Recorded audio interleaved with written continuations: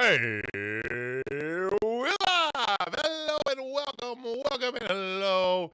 Spooky season has arrived and the Total Spotfestians have come with it. I don't know where I'm going with that. But hello, welcome to Total Spotfest. That's Jamie, I'm JJ, that's Austin Reddick. We are back at you again here for another delayed edition here. Thank you for the, extra long Dynamite this evening. Hello, Heather. Hello, everybody in chat. Hope everybody's doing well. Gentlemen, how has your week been?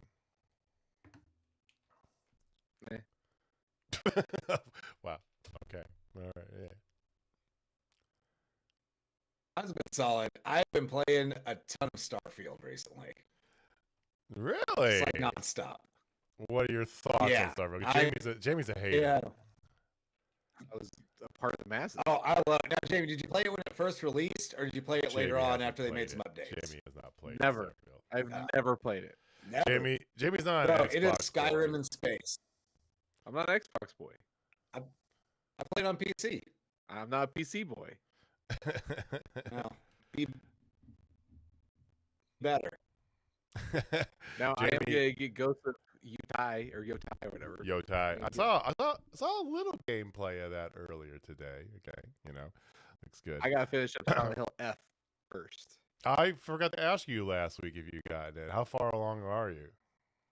I don't know. I mean, I got to the middle school. That's where I'm at right now. Okay, wait. Do you approve, Mr. Silent Hill fanboy? Oh yeah. One of the best things. I mean, this is the time of the season to talk about this. So let's just go ahead and dive right into this. When you think scary movies or scary games, it has to pull you in with the story, not just the scares. Yeah. So this whole new age of just I'm gonna make a ton of jump scares. I'm looking at you, Conjuring. And they make that into just a franchise of just jump scares with some substance that keeps you kind of there, but it's mainly that. No, I want Rosemary's Baby. I want Children of the Corn. I want Hellraiser. I want something that pulls you in with a kick-ass story, and then everything else falls in place. And so far, this story is really effed up, and I can honestly say I have no clue what I'm doing.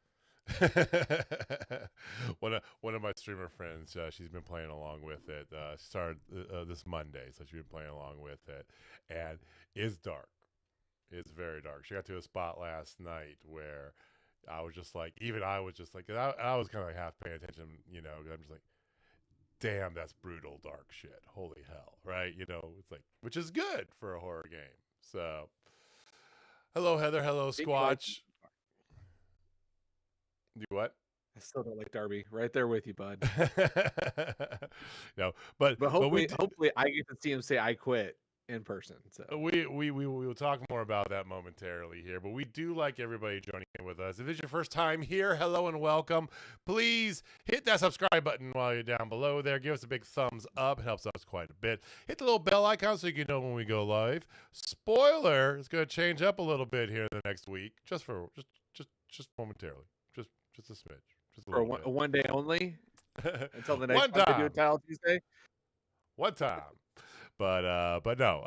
Yeah. So, and you can follow us on the internets at Total Spotfest. So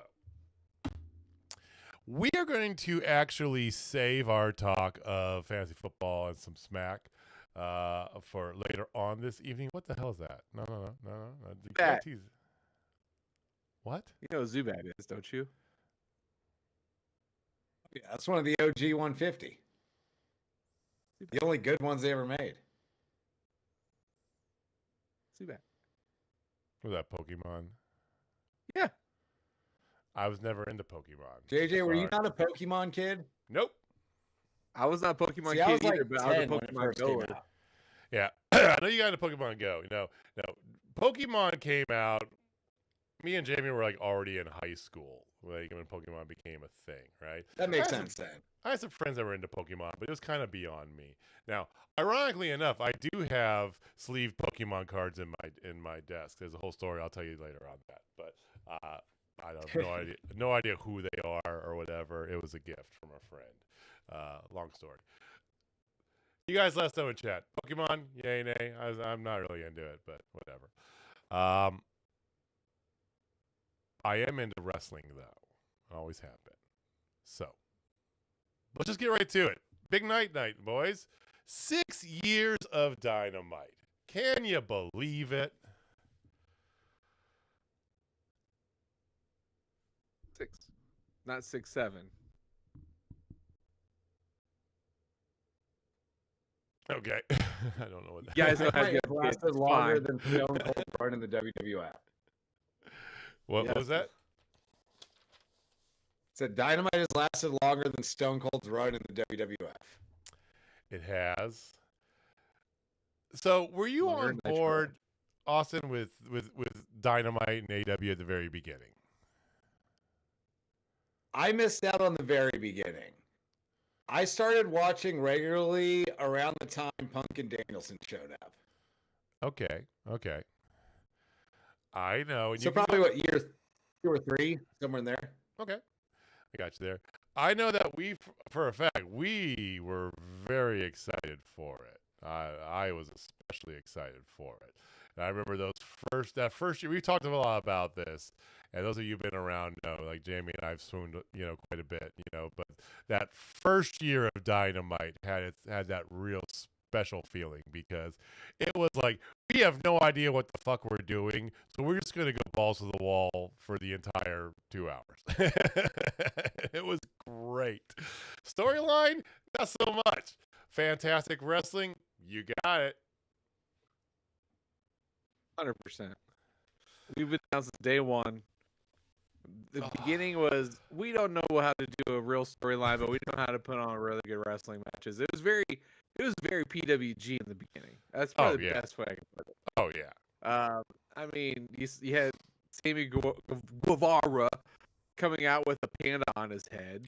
Like, you had all sorts of just craziness then. And Kip Sabian was, short hair, a little bit skinnier, and not married at the time. Right. Crazy. Feuding with Joey Janela over Penelope because Penelope used to be with Joey, and then she was that whole storyline, and there were some questionable people they had to fill the roster at the very beginning, but A couple of them got canceled in the Me Too movement. a few of them very rightfully so, but it was entertaining as all get up. So it was nice to have the alternative. I did like how they had a little video package, partway through the first hour, right? I especially liked how the video package had on there Cody Rhodes, CM Punk. It's like we're not hiding. This is who we were, right? This is part of our history, right? Yeah. like that transparency. It's wild how far Dynamite has come as a television show in 6 years. Oh, jeez. It's insane. Because tonight's show, Without losing the dope-ass wrestling matches, which we still get regularly. But now there's a reason for them. Yeah. well said, sir. Yeah. Well said. We got stakes. Oh, he existed, Squatch. He was here. He existed. They acknowledged it. He was That's the fine. video package. He was even in the video package. And that's the Correct. thing. It's like is like let's kill kayfabe a little bit. All right. Never. All right. Well, no worries about it. We're not going to talk about him. I do want to talk about your financial well-being, specifically why you should not take money management advice from Nick Jackson, because the show starts off with a quick little vignette. They're at a casino, for God's sake. Okay. Bad news. And yep, Nick blows the rest of the money. They are now the broke bucks. The lower third features, of course, the fantastic $0 bank account. It was See, going to the casino was their second mistake. Their first mistake was carrying around all their money in a big bag and not in a bank where it belongs. Not wrong. Not wrong. Of course, follow that up with, you do got the Young Bucks and Josh Alexander versus Brodito and Kenny by God Omega. A fantastic way to open your show. You talk about the most PWG shit ever. Well, here you go. Let's just open up with it. And this was good fun. We had 7 matches tonight, boys. There was a lot of wrestling. But they also, at the same time, did a great job of setting up WrestleDream. Like, this was just a great show top to bottom. Yeah, like they did less backstage vignettes and more, hey, we're going to have this match set up the next match. Like, they did it the old school way. And I loved it. I thought everything top to bottom. I mean, Broke Bucks, everything going on there with Jurassic Express, and then obviously with the first time ever twofer, gone and back again. So, life's good. So after the match, I do like, Kenny does his whole salute to the fans and all this stuff here. That's all great and everything. He has that, also after, because after the match, there's a little stare down going on between Kenny and the Bucks, and almost like maybe they're turning the Bucks face-ish. I think, I love the ambiguity, but I also love the consistency. And what I mean by that is, once Alexander attacks, out come Jurassic Express. And, of course, they're going after the Bucks. But Kenny doesn't forget what Jack Perry did to him back in the day when he was part of the Elite. And I love that continuity in a world. I know, Austin, you've talked a lot about this, too, and I've scolded you for logic in the past, okay? But I do like how you bring it back in for something like this because, yeah, that happened. He was vicious in one of the times that they, beat out Kenny Omega, and he doesn't forget that. And it's not just a matter of, well, we're both faces now, so we're going to, hug and make up, right? Give it real world stakes. I enjoyed the piss out of that part of it. Yeah, it's a small detail that just gives your TV characters depth. Like, they should remember that shit that happened exclusively to them. Like, of course, Kenny Omega remembered Jack Perry attacking him and taking him out with the Bucks. He was there for it.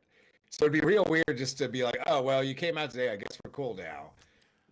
And it takes 10 seconds to get that point across and continue on with your story. But it just does such a good job of bringing everything together.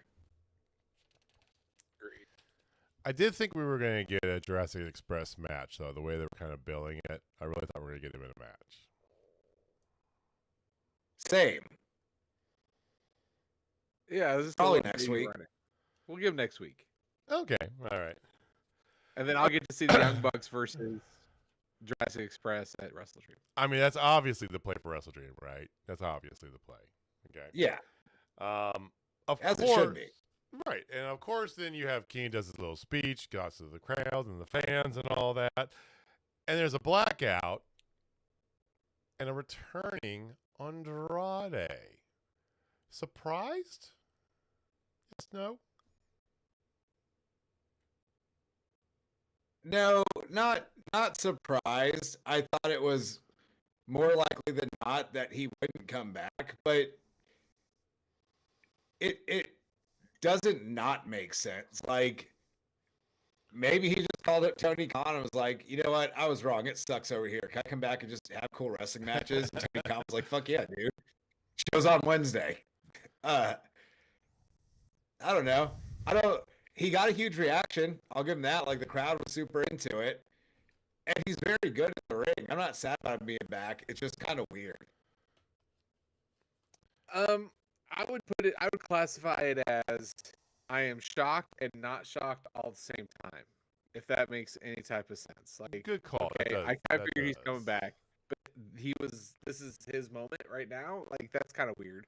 You know, that was a shock part for me. Yeah. But here's the thing. I think we all can agree. Andrade's English is not exactly the best. No. The first time he was there, they didn't really set him up all that well. They absolutely knocked it out of the fucking park this time by putting him with the best heel manager in the business. It makes how comically big the Don Callis Family's getting. I know. So something's got to give here shortly.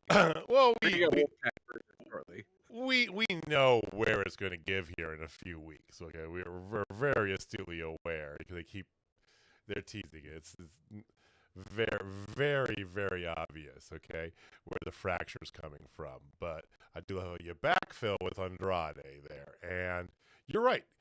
This is perfect place for him to be. Perfect place for him to go. Right.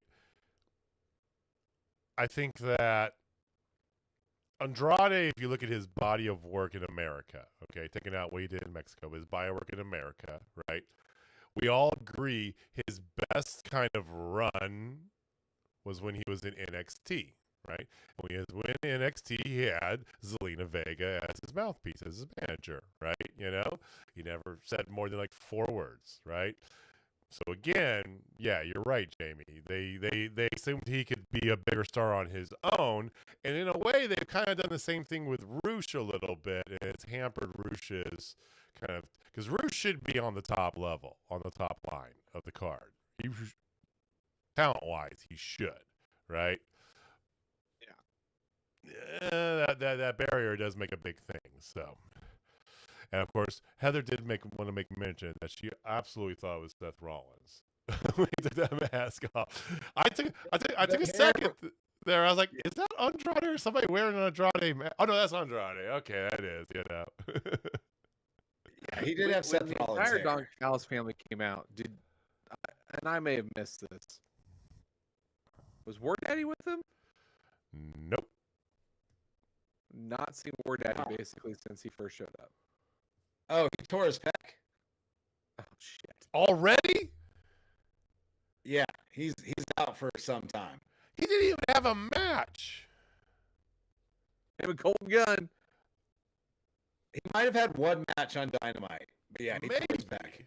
You mean Collision? That's what. I thought he had a Dynamite match. Who knows? Like a squash. I could be wrong. I don't remember that. No, he came out. He beat the fuck out of somebody, right? Jesus Christ, man! That's why we can't have nice things here. Goddamn it, War Daddy. Hold on, you're calling. Maybe that was War it. Daddy Maybe he hurt himself attacking Hanger. Really not. Really not. I say he attacked the fuck out of Hanger. Yeah, so maybe his excessive I think number he hurt himself of doing that. of power bombs pulled a stretch. Well, hey. Lose War Daddy, get Andrade. I call that an upgrade. I noticed a few months ago I was saying it might be time to wrap up the Don Callis Family, but I've done such a 180 on that. I like the fact that it's like a dozen dudes, and over time you could just keep cycling them through. Almost like the NWO, but it's not the main focus of the show, so it'll work. So yeah, I'm all for it. Just keep bringing new guys in. Well, I love how everybody's committed to this bit too, right? Don Callis says like half the locker room is his, right? And Hangman makes a joke in a comment, and it's like there's one around. There's a Don Callis guy around every corner. I mean, I like that bit, and they did the whole little after Kyle's match, they do the whole family portrait. Everybody stands together, sort of thing. I think it's great. I think it's a good thing, right? Plus. I think you can use it to continually over time keep getting baby faces over. It could be the funnel to move people from lower in the card up the card a bit, get them in the family for a while, get them some more high profile matches. Eventually, they leave and become a baby face. You could run that for a long time. It's like in baseball, you always have the Yankees as a team that everybody fucking hates, right? And regardless, they're always up there. They always got all the stars on their team. And when they lose in the playoffs, it's a big thing for the Brewers or whoever it was. It's the Royals back in the 80s, right? Or whoever, right? It's always the Astros for a few years there recently. It was the Astros. It was, but it's always the goddamn Yankees, man, So I think that in a way, that's kind of the way I equate that there.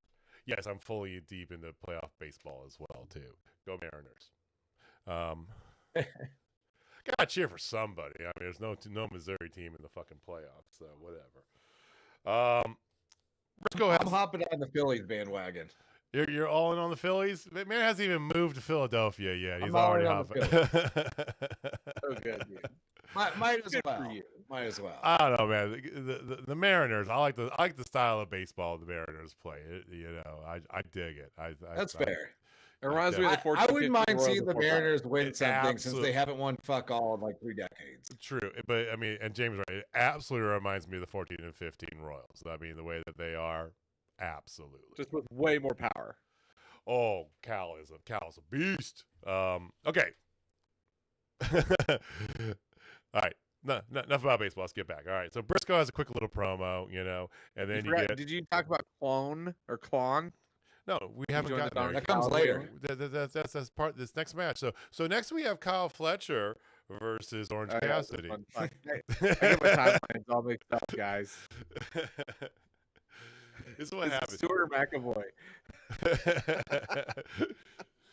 Fun fact, Jamie is currently, staying up through the night working, basically, because it's a software release night, and he might just be in a different universe. We don't know. We have no idea what substances have entered this man's body to keep him going for the evening, so time travel could be a thing. No, just Coke, no cane. Sorry. no cane. Okay. Orange Cassidy versus Kyle Fletcher TNT title. This could have very well been your main event, and I'm glad it wasn't. I like where they put it, right? Because generally speaking, correct me if I'm wrong, gentlemen, but generally speaking, the old adage is the second match of the card on a TV show. That is your kind of slow down match. That's your, hey, people need to use the bathroom, go up and make a snack sort of thing. So you put some mid card whateverness on it there, right? Am I wrong in that? Less so for TV, but for live shows, certainly. True. So, I mean, I like that they put this there. And, Orange, Giant Pop comes back here. We pontificated enough about Kyle Fletcher over the past couple months here. This is not my match of the night, not obviously speaking, but this is very, very highly up there for me. I enjoyed the shit out of this match, it was very good. You got all the hits from Orange Cassidy. You've got Kyle Fletcher doing this. I especially, I've said this before, but I love how well Kyle Fletcher sells.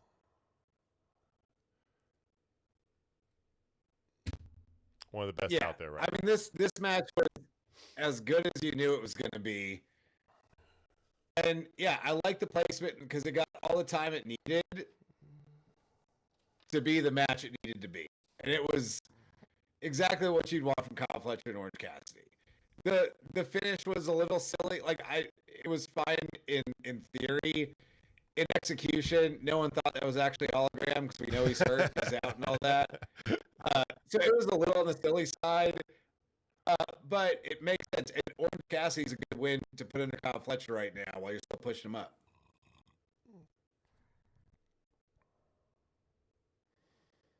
So am I gonna see Kyle and Briscoe at WrestleDream? You think? You think that's the play, guys?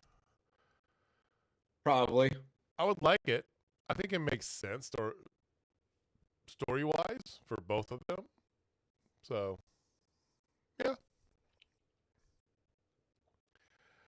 Did you see that Heather made mention that Kyle Fletcher came out after absorbing even more of the essence of Shawn Michaels? I can't Keep it going. It's working. I can't argue it.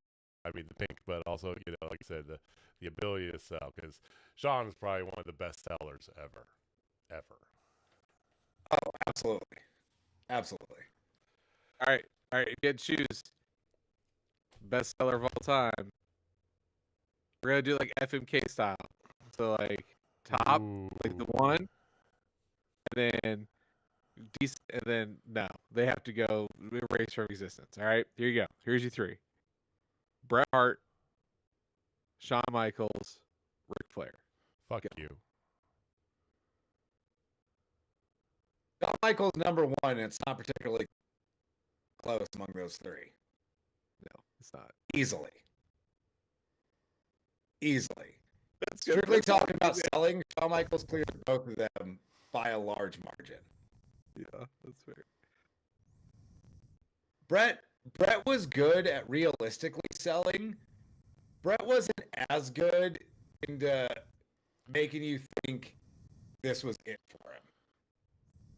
Like, I don't know if this makes sense. He had a very like dry version of selling. I don't think it brought you in on like the emotional side of things. Shawn Michaels won his second run, where he was largely just the babyface putting everyone over. Probably the best selling all time. Between Bret Hart and I'd probably put Bret Hart ahead of Ric Flair, but I don't know. I've never been a huge Flair guy.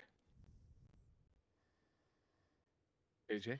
Well, I want to thank Austin for joining us for this past year and a half or so of being a guest on the show here. It's been a good run. Flair, Michaels, and Hart's got to go. Sorry, and it's Flair. I mean, yes, Michaels is one of the best sellers of all time, but I mean, you're talking about the GOAT here. We're talking about Ric Flair, man.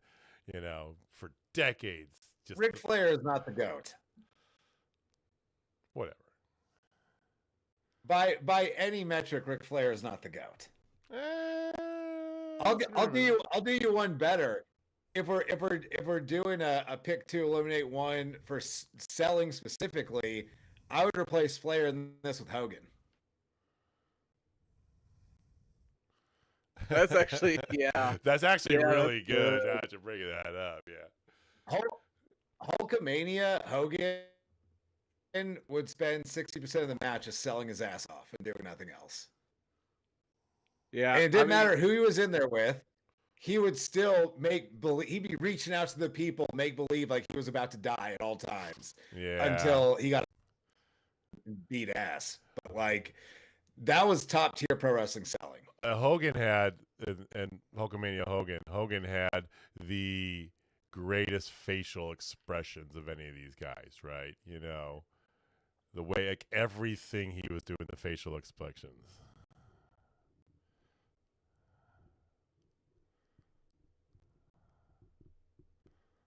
You ain't wrong, Squatch. Junkyard Dog's another one. JY. Phenomenal seller. So of those three, Oh, I get to go. Yeah, I get come to on, go. Let's go. It's pretty simple. There is a GOAT in this conversation, and his name is Shawn Michaels. He is the best seller of all time, bar none. I cannot think of one person who sells better than him, honestly. Then out of Bret Hart and Ric Flair, whatever, I still think Bret was a little bit better of a seller. than either of them. I mean, I love me some Flair. I like Flair, I know but you do. I know. he's 3. He is 3. Just really quick before we move on, I will throw out one name that I'd put up for Shawn Michaels, and that's Ricky Morton. Midnight Express, Rock and Roll Express. Sorry. Ricky Morton could sell his ass off. That was most Rock and Roll Express matches. Ricky Morton tagged in Robert Gibson, came and kicked ass. Yeah. So then, would you do the same thing about Darby Allin? No, that's a different. Darby's just getting the fuck beat out of him. That's completely. Darby's more about bumping than selling. Yeah. But he's very good at selling, but it's mostly just selling dead because he literally just died. So to bring it back around, Kyle's moving up this list very fast here. Okay, you know. That shit is awesome. Well, you never heard that phrase? No, I love it. I just love it. I'm selling ice Eskimos. Inuits is the proper terminology. It's a proper way to say that. So, I was born 1980, bro. Same. I've still heard them both ways. I've heard it both ways. All right. Kyle Fletcher's definitely moving up this list, though. In a few years, he might be in that same conversation. Let's be completely honest, right? You do have a Mercedes Moné, a Harley Cameron promo. Oh, the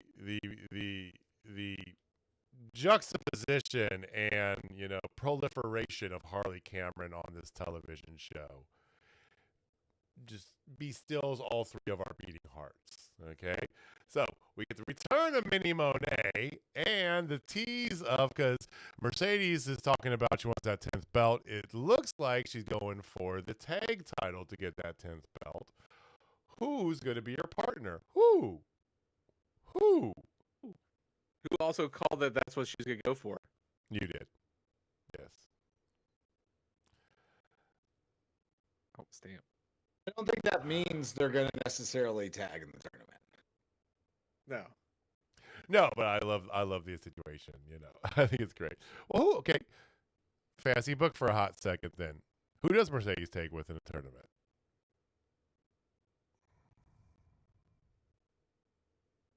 Athena? No, Athena's gonna be with Billy. Okay. I would rather see Mercedes and Athena than Athena and Billy. I think the can they coexist has been overdone in pro wrestling, but when it works, and I think it would work here. I think the 2 of them can pull it off. I would love to see them arguing with each other on the apron. I actually really like the idea of Harley with her, right? Because they were great together when they were the begrudging tag team, right? I love that.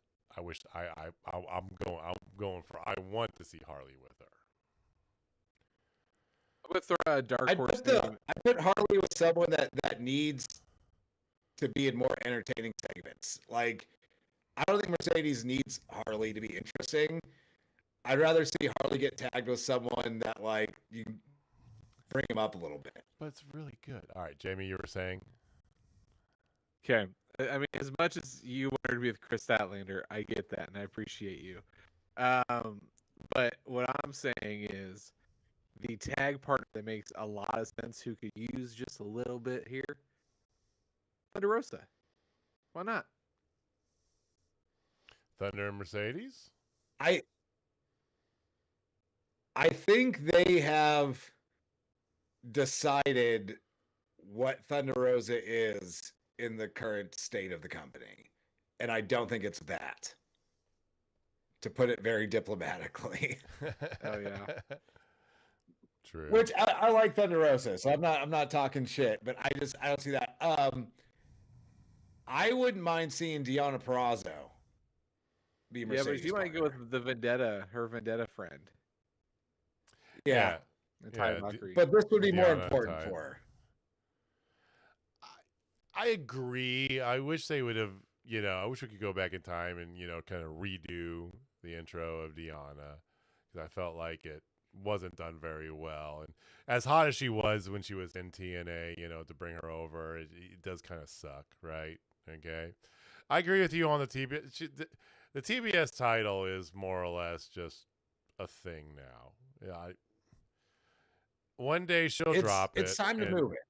It's past time to move it, yes, but they're not going to. They've got 2 weeks until they get the all-time longest reigning TBS champion. That belt's not moving for another month or two at the earliest. It's her 10th belt. We all know this. Yeah. It's a simple storyline. So, yeah, I think the most likely scenario is whoever she teams with to win the tag titles, they split up not long after that and feud over the TBS title. Yeah, because I could definitely see the tag titles moving a ton.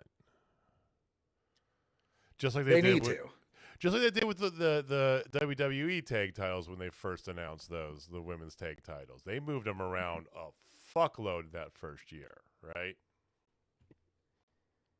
I mean, historically, tag titles moved around all the time. Like, that was kind of the gimmick on them, is because there was 4 guys, anything could happen, and you'd heat a team up, they'd get a couple-month run with the titles, drop them to someone else, and you'd heat someone else up and just keep cycling people through. So my theory that I'm gonna see the first people crowned at WrestleDream is feeling very minute at this point. But I feel like they could do something here that could be really damn cool. And I want your guys' thoughts on this. Okay. So it's kind of like a tournament, but not really a tournament because they love their tournaments, right? But no. We're going to do qualifying matches. And then the winners of said qualifying matches, because we'll have multiple, will go into a tag team ladder match for the belts to crown it. No, only because you just did a tag team ladder match at the last pay-per-view. You literally just did that, too. You did qualifiers for the tag team ladder match. It was literally what was done at the last pay-per-view. Run it back with the ladies. Cool. Now, they're not going to do the same gimmick. I wouldn't mind seeing qualifiers and then just doing a 4-way tag for the titles. I just know Tony Khan likes to run shit back like real quick. Well, true, but I mean I think Austin says maybe more likely, but I think what you're going to have is you might have the tournament start at WrestleDream. Yeah. That seems like too long from announcing it to starting the tournament. Well, but WrestleDream is 2.5 weeks away, though. Yeah, that's why I think James' idea, if you do qualifiers and do a multi-team match, you can knock that out in 2 Dynamites and 3 collisions. I guess there won't be one right before the debut, so 2 Dynamites, 2 collisions. Yeah. But I don't want to see it in a ladder match. Like, if you're going to crown the first champions, I'd rather see it crowned by pinfall or submission. There's nothing like seeing those people climb the ladder and getting it, though. It's pretty fucking rad. Well, I know. You're also basically trying to fan service what you want to see because you're sitting in front row. Let's be honest. I mean, yeah. Am I a little biased about this right now? You're goddamn right I am. Just a little bit. Okay.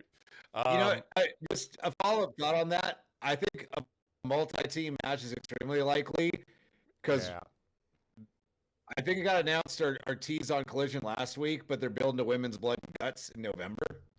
Yeah. It got officially like a multi-team match. Yeah. Yeah. Yeah. Jamie Hayter's the one that called out for Blood and Guts. So I'm happy Hayter's getting back to kind of her old strut, right? She kind of felt lost, and even if she got a different look, and she can still be the same Jamie Hayter she was before, right? That's why we loved her. That's how she got over so organically, is because of her attitude more. And I feel like what they're doing is giving her that voice again, even though she looks like fucking Velma from Scooby-Doo. So. Tekla's the one got out of her, so I'm going to praise Tekla on this one. Yeah. It's just hard to take her seriously when she's dressed like that. Yeah, that's fair. I know. That's I fair. know. It looks like a character, but not like a TV character, just like a character. It does, and she's been very adamant that she just got into this whole like Mod Squad, like retro vibe style, right? Just in general. Cool. You're also a pro wrestler. Let's come on. You can wear whatever you want outside the ring, but let's get the thing going. First match featuring Death Riders is Moxley, Claudio, and Daniel Garcia versus Hangman, Samoa Joe, and Powerhouse Hobbs. Okay. We've seen variations of this. It never disappoints. It's good fun. I didn't really think that, from all the matches we had tonight, this one was kind of it's a match, but it didn't really have a ton of stakes until after the match was finished. Okay, so Hangman gets the pin, not on Garcia, but on Claudio, which I do like.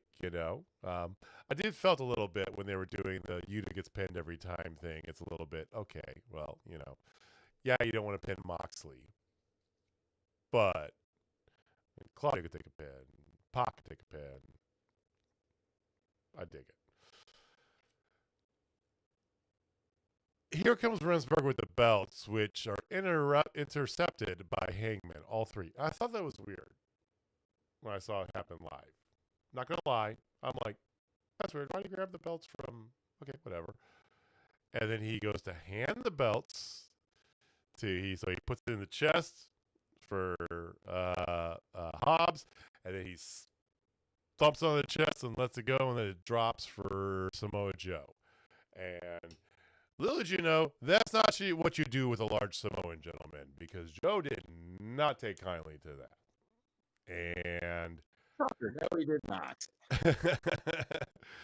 And instantaneously, my brain just woke up and said, oh, yes, this is the match I didn't know that I wanted to see at the next pay-per-view, but I definitely need to and am going to now. Yeah, I mean, going back to what I said, going into All In. After Hanger wins this belt, let's just rinse someone else through each pay-per-view cycle, and let's just have the long run defending against random people in awesome matches. And this is very much that. And I get to see it with my own eyeballs. I know you're the happiest of all. As soon as I saw that, I'm like, I get to see Joe and Hanger in a match. Fuck, I love my life. Right in front of you, and they're both. So they might slap. They might do some chest slaps, literally in your lap, man. Gotta hope so. Oh God, yes. So Hangman throws out the official, because he's confused by Joe, right? So he throws out the official challenge in a promo later on, right? Joe accepts in the eloquence that is the master of the mic, Samoa Joe. This man is so goddamn good on the microphone, boys. Like so goddamn good. It's not even funny. It's ridiculous. So, You believe him when he speaks. oh God, just conviction, the tone, the inflection. I mean, anybody coming up watching Joe is a master class, and it's interesting when you go back and look at his body of work too, because look at like ROH Joe didn't say a fucking word, right? You get to TNA Joe, he started that way, and then you saw him grow, you saw him learn from people like Sting and others, right? And then of course you get NXT Joe through his WWE run, and oh my God, the man is great. So your main event set for WrestleDream. There was a promo with FTR and Stokely. Because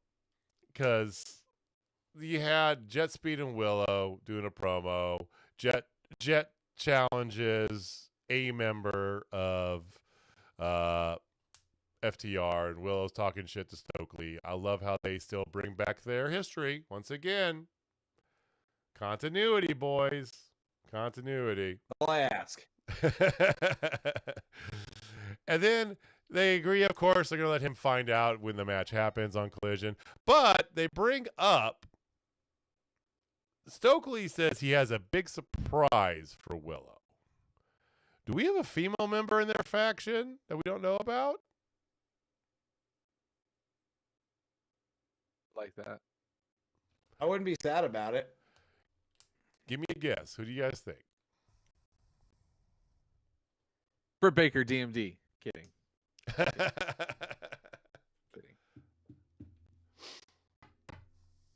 I don't know. I don't know either. I'm trying to rack my brain on this. And I'm like, is it someone coming in maybe? So I think like who's got? I don't know. I don't know. I don't know if it's going to be someone joining their group, but I could see it being Stokely paying off two heel women to take Willow out when she's at ringside to then move Willow into the tag title situation. Okay. Maybe some. Probably Penelope Ford, Megan Bain. They make good goons. Some Sisters of Sin. Maybe them. You know, they've been feuding with Willow. I like, and then this is just me reaching here, but what about Camille? I don't think she's coming back.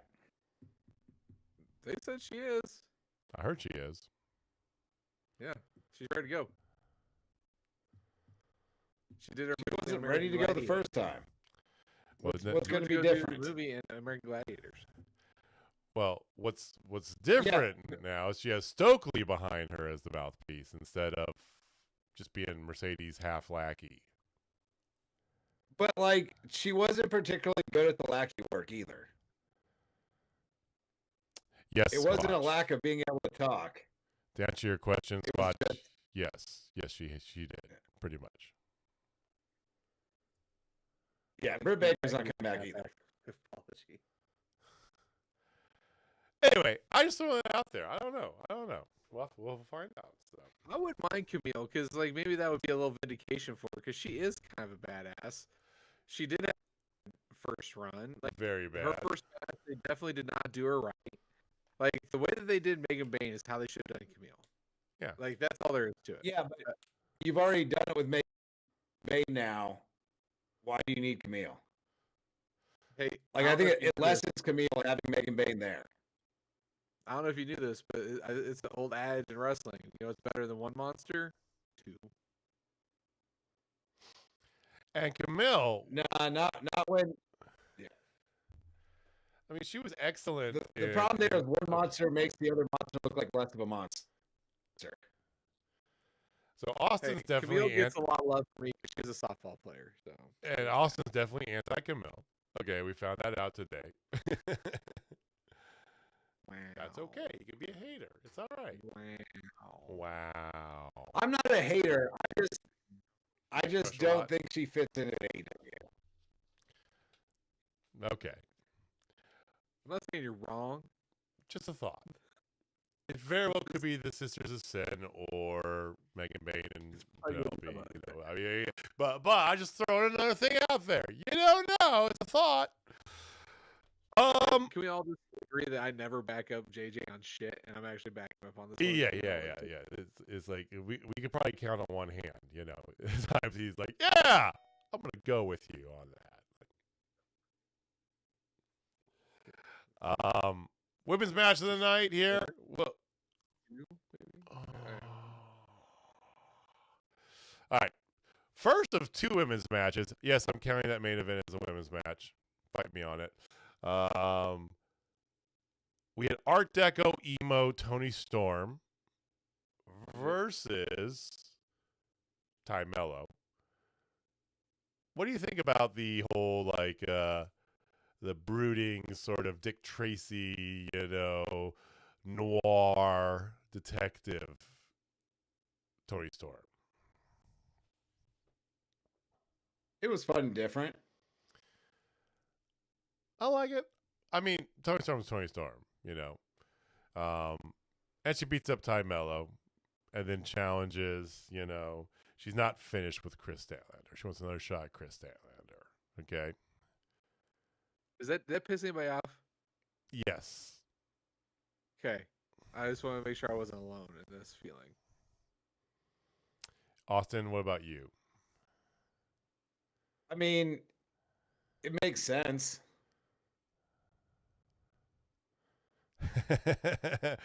Something is missing. Something is definitely not there from Jamie's panel. Squatch, good call. Good call.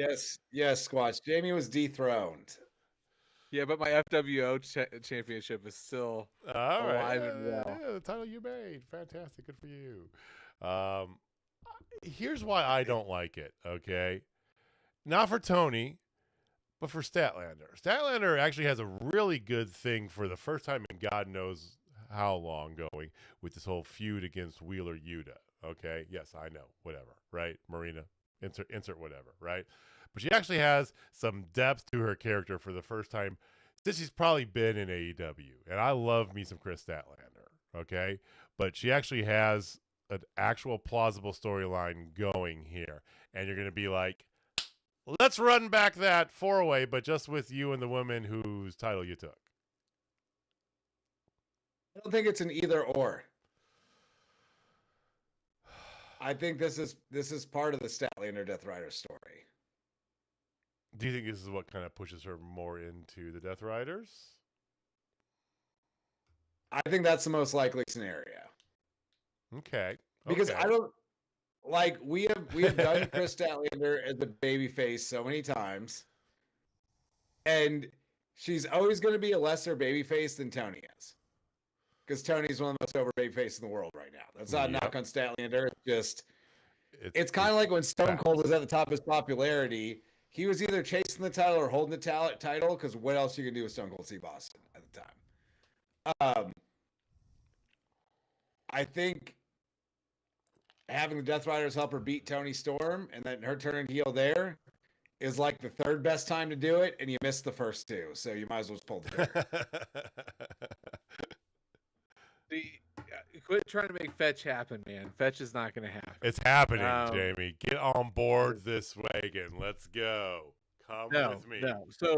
So one, I do like the new depth of character that they are adding to Toni Storm. I do like the new look Chris Statlander too. We're going to talk about her whole new look. Like, she looks like a champion.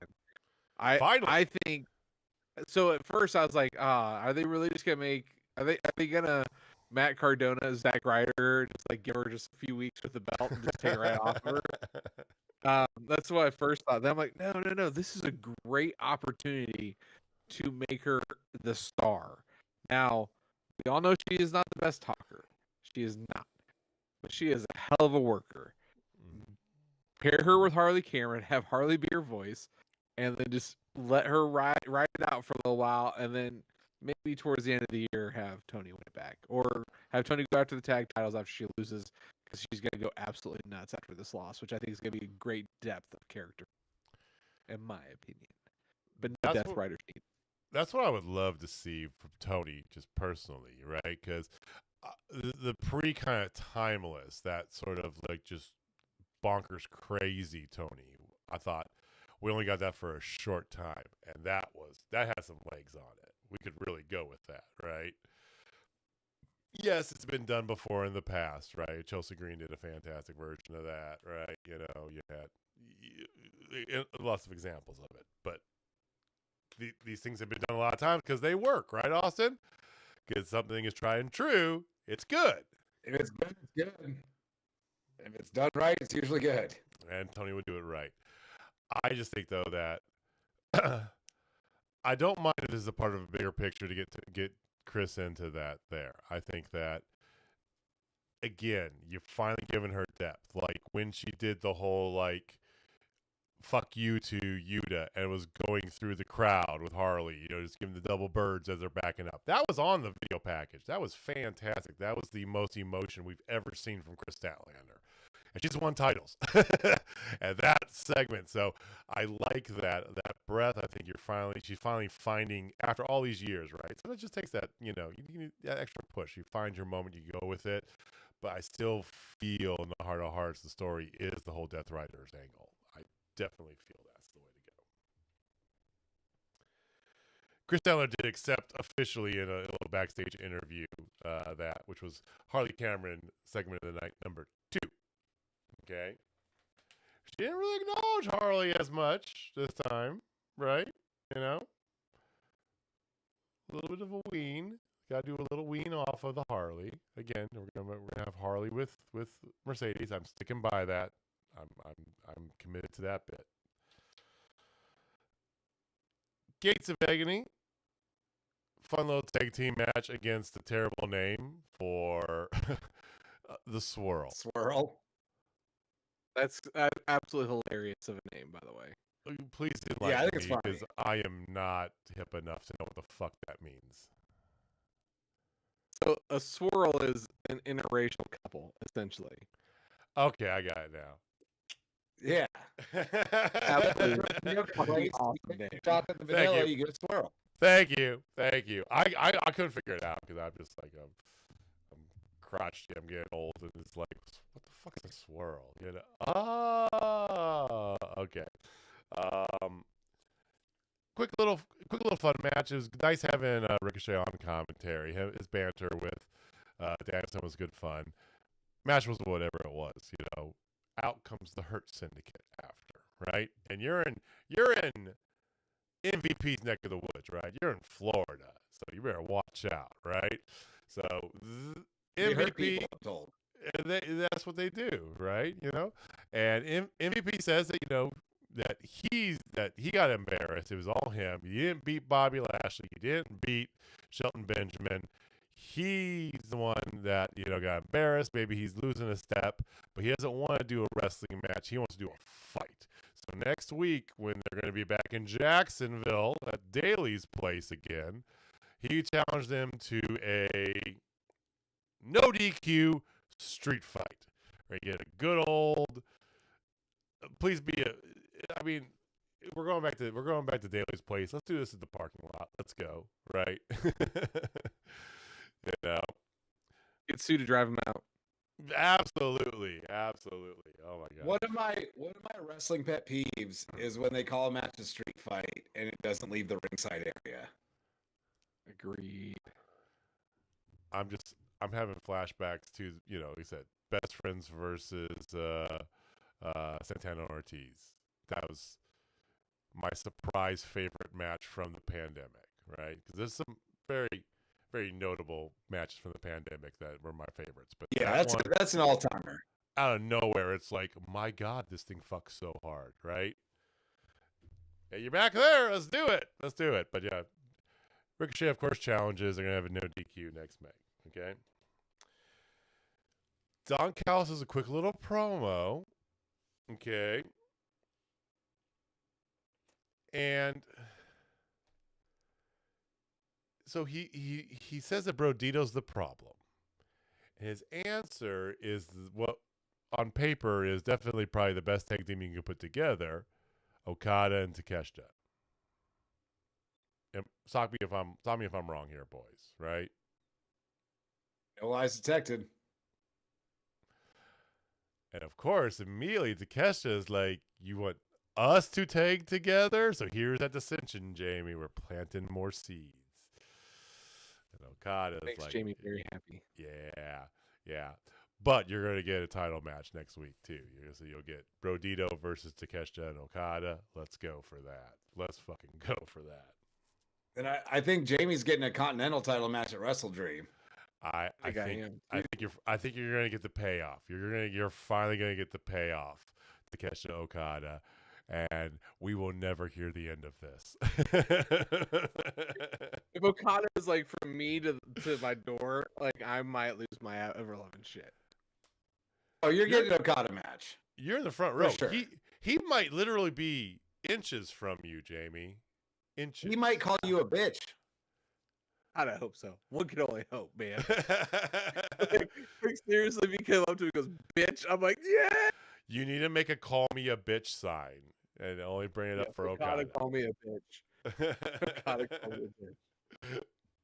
Oh my God. Yeah, that's obviously we're all in agreement there. So main event time, boys. Tornado tag. Hold on a second. Mixed tornado tag match, which apparently, and it wasn't just a tornado tag. It's just fuck rules. Let's go to town, okay? That's how tornado tags usually are. Yeah. I mean, tornado tag is on paper. It means that anybody you don't have to tag in and out, right? It's still a tag team match. This is a no DQ. I'm not complaining. Don't worry. This is by far my match of the night. Chris Statlander, Darby Allin versus Wheeler Yuta and Marina Shafir. They started in the entranceway because they were not going to let the Death Riders do their fancy little, we're coming from the outside. They met them up there next to the Kill Yuta sign. I don't know if that's too far or just enough, but I loved it either way. This was go from the jump. This is fantastic. Everybody looked fantastic in this match too, including Darby Allin. You got to admit, Jamie. Okay, Darby Allin's spectacular crashes, but I think somebody like Wheeler Yuta pairs up a lot better with somebody like Darby Allin. And you got it's a more believable match. It's much more believable. More believable. Plus, you had, and I love how all four of these people had no qualms about crossing that gender line too, right? And that was so great, so great. Pile of chairs, brutally punishing, suplexes onto tables, suplexes onto piles of chairs, and then you had JJ's favorite tax brought in the most brutal way, which you would never think of, but is the most brutal way, because Marina, being the whole like martial artist and shit, right, wrestles barefoot, taped foot, and so just drop her on her feet in the tax. Because everybody watching that, you both just winched there. Everybody watching that, just ooh. I've had one tack in the foot once. I still remember to this damn day. It's such a great spot. Stepping on Legos, everyone can relate. Yeah, it's like stepping on Legos. Everyone stepped on something before, And we just saw 200,000 tacks in the MJF Briscoe match at the pay-per-view. So it was a nice, fun, different use of the tacks. Yeah, very effective, very effective. Misplaced powder leads to a Darby Allin, coffin drop. Boom. There's your winners. So Statlander, Darby get the victory. Out come Toni Storm. And they decided to start fighting. We're just going to start fighting, which, how classic wrestling is that? You challenged me. I didn't really like it. I accepted the challenge. Fuck you. Let's just start fighting right now, right? How very old school. I did enjoy that. And then, of course, out comes Pac to start to brutalize Darby Allin. And, Moxley wants to make it very clear that in St. Louis, he doesn't know how he's going to do it, but he's going to make this man who's never said I quit in his life say I quit. So there is that. You can only hope, right? You can only hope. You can only hope. Seems unlikely, but we can only hope. It's very unlikely. It's a nice, tight 8-minute match, too. Jamie said they put that on second. Yeah. Hopefully it's on the pre-show. Oh, dang. I missed Darby and Mox. That was on the buy-in. Aww. Yeah, I was doing my VIP meet and greet. Okay. I take out my chairs. I will love to death if your VIP meet and greet consists of Darby Allin. How funny would that be? It'd be so. How funny would that be? I will never stop laughing if that's what it is. I will never. If that's what it is, I'm gonna be messaging you guys. Like, I'm fucking beating Darby Allin. What is this? 100%. 100%. And we are gonna be hamming it up. I will be sitting there at work, just like, hold on a second. I need to mock my friend here. Hold on. Jamie, who would disappoint you more if the VIP meet and greet was Darby Allin or Hook? What if it's Darby and Hook? There has to be one champion. They say it's always gonna be one champion. So I might get Stat. I might get the tag champs. Brodito? Brodito, that'd be rad. That'd be rad badass. as hell. That'd be badass. If I got Brodito and Darby, I'd be okay. But then, like, if I got Ring of Honor Pure Champion, Lee Moriarty, and like Hook. Hey, Lee's good people, man. Lee is good people, but I'm just saying, like Lee is good, but I'm like I got Hook. I was like, come on, man, you gotta step it up for me a little bit. Oh. All right. Well, that was Dynamite again. We got more matches announced here. We got a good handful of matches here. Your title pictures are set, right? I think that next week we're gonna get a lot more depth into the card. We are just like 2.5 weeks away. It's the 18th, so it's coming up pretty quick here. So especially if they are indeed gonna finish these women titles, tag titles at WrestleDream, we gotta get some light speed motion going on with that. I have part of me just feels like they've announced it. I think they might start it like right after WrestleDream to go for Full Gear. That's just my gut. My gut's telling me that. I feel like it's more likely they get crowned at WrestleDream and we have like a short 14 tournament. Just like 2 qualifiers in a match. Yeah. That feels right. Even though because I don't like I it. think the women's tag division has a lot of potential depth, but not a lot of real depth right now. So I think you'd be fine doing Penelope Ford, Megan Bayne. You'd have Anna Jay and Ty Mello. You'd have Sky Blue and Julia Hart. And then whoever you want to do for 14, especially if those tag titles are going on Mercedes and her partner either way, a smaller field makes more sense. Yeah. Well, we'll see. We got Tuesday. So Title Tuesday is going down next week back in Jacksonville. Mercedes Moné challenging somebody from Florida. Okay. Street fight happening. Hopefully Nikki Blackheart. I want her to see go. I want Nikki Blackheart in AEW. That'd be cool. Actually, I'd be down with that. You mean All right. Shotzi? Ooh, Shotzi be good. Ooh. No, there's Nikki Blackheart. Oh, I don't know who that is. You don't know Nikki So Blackheart? she's an wrestler who kind of is like built like China, but can actually wrestle. Mm-hmm. Not familiar. Look her up. She's worth a Google. Word. Worth Google. All right, Jamie, I'm gonna give you the microphone here. Okay.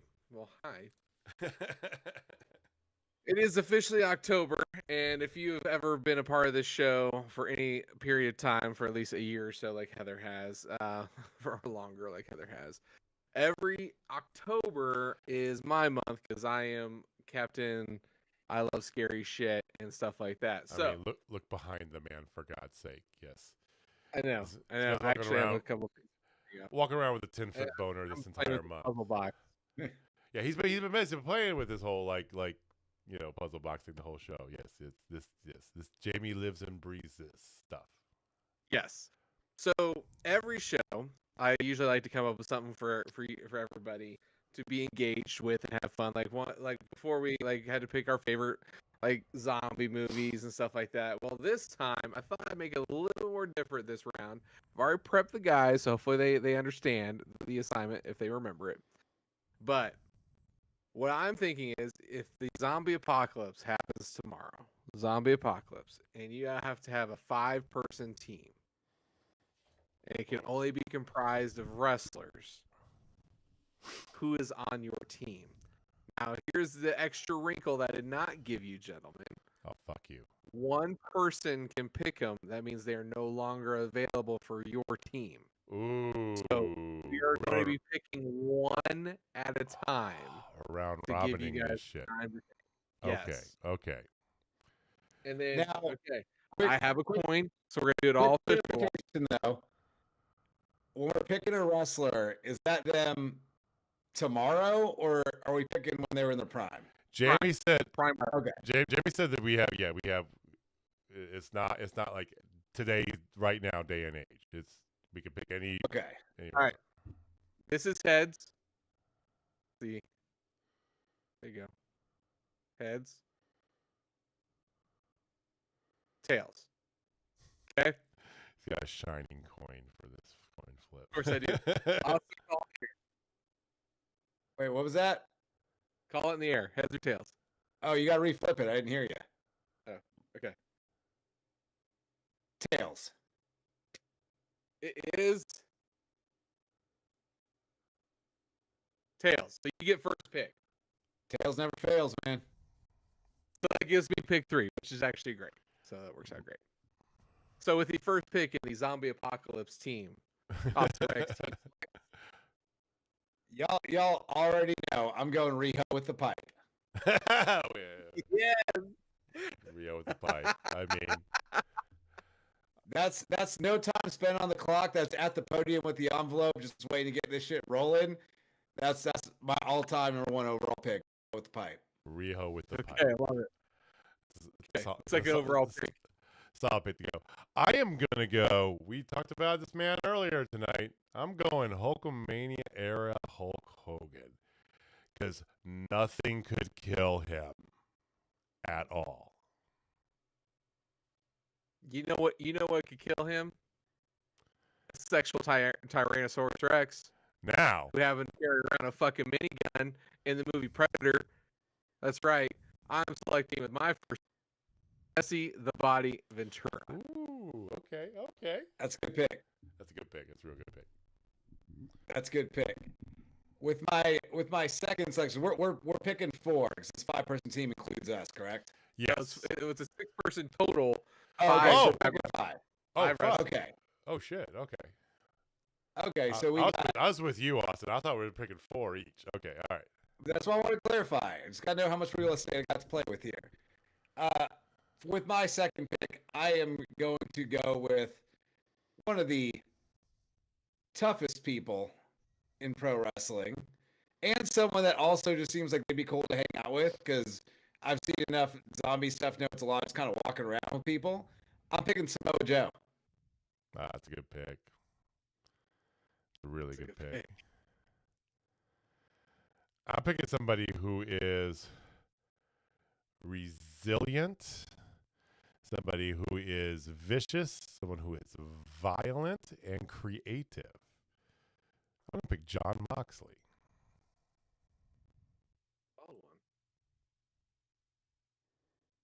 I'm picking somebody who knows how to do 2 things when the time comes.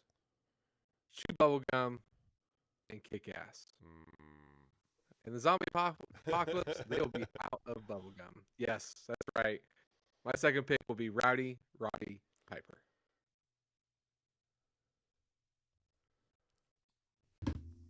No, I got to go with my third pick. I got to go more tactical. We got to survive zombies. So, what better way to do that than to bring a zombie with you? I'm going the Undertaker. I think I go that on. Okay, that's pretty good. Right. I was going along the same path as where you're going there. You got the Undertaker first. So I'm going to go to off-brand Undertaker. So give me Abyss from TNA. Solid pick. That is solid. I mean, you gotta have some beef on the team. Somebody to run through a barbed wire fence and not stop moving. Yeah.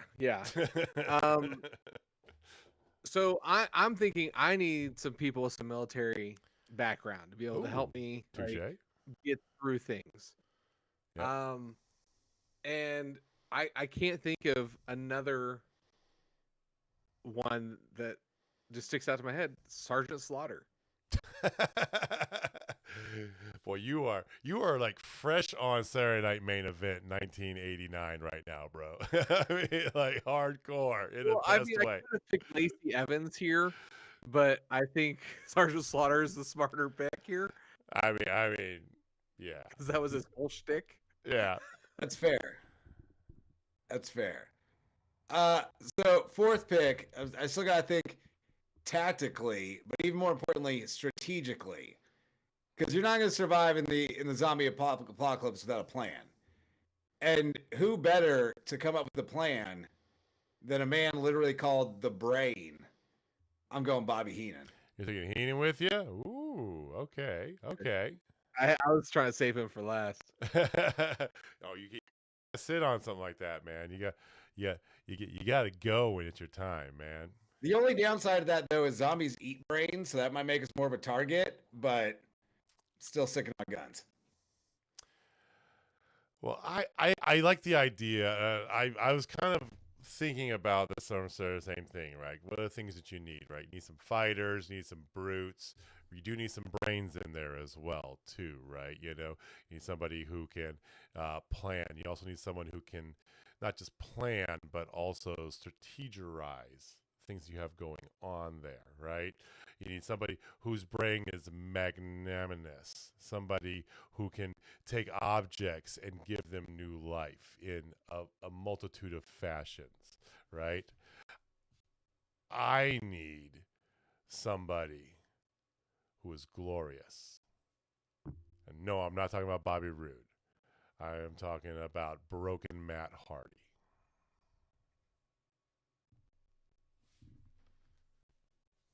Got it. That's a solid one. Well, I have my tactical folks. I got some big strong guys who will fight. I got a leader who can get me places in Sergeant Slaughter. I need somebody to be able to grow some crops, man. I need somebody who knows how to do a few things around in the world of agriculture. Brock Lesnar's a farmer. Brock Lesnar's on my team. Brock Lesnar. All right. So last pick. Yes. I could go with experience and pick The Miz, who was in canon attacked and eaten by zombies on WWE TV. That happened. But I'm going to go the other route. Because if you think about any kind of zombie survival movie, you always got to have someone on the team that's dying like 10 minutes in. They're never going to make it. They're a random Star Trek. Okay, you got a sacrificial lamb. I'm going to go with my all-time favorite job guy, Barry Horowitz. Barry Horowitz. I'll pick. I mean, there's other ways you can go with this too. There's also the whole thought of, and I'm gonna stay away from this. I think we all better if we do the repopulation angle. So we're not gonna go down that path. If you have one, I can find one. I think if I was Austin Reddick, I'd be really smart about this and pick Heidi Howitzer, but that's just me. The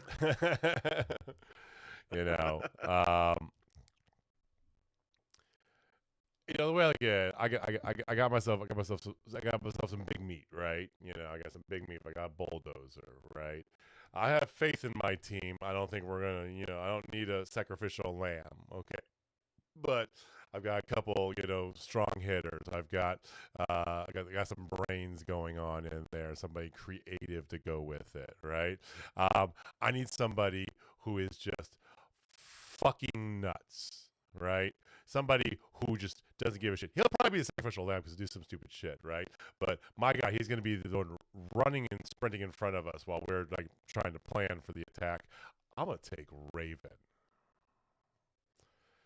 I don't know. Juice Robinson. Juice would be fitted, but Raven, I have no fucking idea what he'll do. It'd be glorious. I mean, he could get us all killed, but more than likely he'll get himself killed. And there's my sacrificial lamb if I need it. But he's also just nuts. So I'm going like old school Raven. Let's go. Solid choice. What about me? What about Raven? All right. So for my last pick, I think the obvious piece that I'm lacking is brains. I think I got brawn, I got strategy, I got people who can do stuff. I need somebody to help me rebuild. And also, if I happen to go against another group of humans, I need somebody who might be known as a cerebral assassin. So I'm going with Hunter Hearst Helmsley, Paul Levesque, Triple H, whatever you want to call him. That's my last. Chris Canyon would have been a good one too. Chris Canyon. Canyon would be a good one. Blackman because he's a martial artist. Touche. That's not a terrible way to go. This was a fun activity. I'll take this. All right. I wonder if Jamie's going to get everybody whose zombie apocalypse team has a better chance of survival. Is it gonna be Austin's, JJ's, or myself? All of us actually have a really damn good team. I think so we feel all like got a good chance of having our own campsite. Yeah.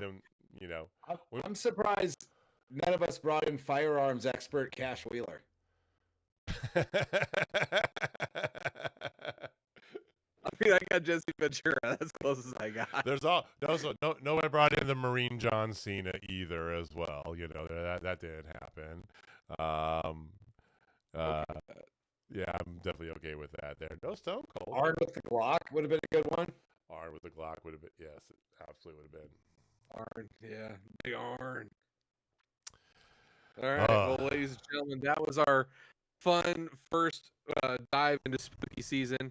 I think next week we might do something a little bit more, actually in the horror movie aspect of like, if you're in a movie, like if all of us were in a movie, and we had 3 other people, which I will name at the time of the show, who's dying in what order. I feel like That'd be a good one. Okay. Well, one last little note here to get to, boys. So, football season is still going on. It's not just spooky season; it's still football season. Fantasy football is a thing going on here for the Total Spotfest Fantasy Football League, which I will pull up. Last week was, I'm gonna say, an interesting one because, my God, I had a shot. There. Austin and myself went up against each other, and I was down a lot going into Monday night. Like 55 points. 55 points. I had 2 players playing, but since we can do double quarterbacks, one of them was Bo Nix, the other one was Cortland Sutton. And the Broncos just beat the living piss out of the Bengals. I got it. And they did. I came up 3 points short, though. It was so close. My problem was I put the wrong defender in. That was my problem because I lost like 13 points there. You know, defensive player, man. Hey, what do you say? You're gonna come at the king. You gotta bring your best, man. Well, congratulations. You know, yeah. I lost by 5, and I played a defense that got me -7. So there you go. Yeah, definitely. Best offense is good defense, man. I mean, nobody had a day like freaking Matt. Oh my God. Yeah, our first almost 200 of the season, right? I mean, it was redonkulous, and you got to think. I mean, this is lovers fighting, quarreling of the night. Megan had 162 points, man. She put up points, man. And Matt still beat her by 30. It was like, wow. So we're trucking along here. Fantasy football is having a good time. We will be back next week. Different bat time, same bat channel. So Dynamite is on Tuesday next week, boys. And we always say we're about a half hour after Dynamite, so we're going live Tuesday night. Dynamite. Yep. So come see us next Tuesday. Replay will be live for everybody here on Wednesday. If you prefer to watch it on Wednesday, we'll still have it up and running. You can see the replay. But we'll be live on Tuesday night after Dynamite. And that means that also means that we all can enjoy the beginning of hockey season. Let's go. Let's fucking go. This is like the 3 magical weeks of the year where we have all 4 major sports going. This time of year, you get hockey season, then 2 weeks later, you get the NBA tipping off. The NBA Football's kicks off. playing. Baseball's in the playoffs, so you got everything happening. Soccer. Although the NWSL playoffs are happening pretty soon, I think, right? So, Sounds about right. All right. Yep. So we'll be back next week. Trucking along here. Again, thank you for watching. Thank you for listening. If it's your first time joining us, please hit that subscribe button to see us. Again, you hit the bell icon to know when we go live, when we do things like next week. We got to go on a different day. Follow us on the internets at Total Spotfest. Give us a thumbs up, and we will see you guys next week. JB, take us home, man. In honor of AEW, if you're not down with Total Spotfest, I got 6 words for you.